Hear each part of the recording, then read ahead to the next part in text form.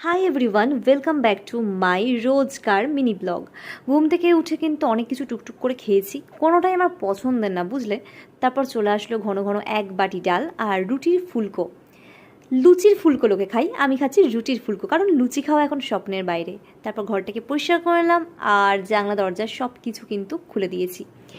তারপর তো বাইরে সকাল থেকে বৃষ্টি পড়ছে, সূর্য মামার দেখা তো পাওয়া যাচ্ছে না, কোথায় ভ্যানিশ হয়ে গেছে, না মানে এদিক ওদিক লুকিয়েই আছে। তারপর আমি ভাবলাম কুলফিকে আর ওই যে আমার লালু কালি ওদেরকে একটু বিস্কুট খাওয়াই, আমি না হয় আমার মনের মতন কোনো কিছুই খেতে পারছি না, ওরা না হয় আজকে একটু মিষ্টি বিস্কুট খাক, ওদেরকে এইটুকু স্বাধীনতা আমি দিলাম দিদি হিসেবে।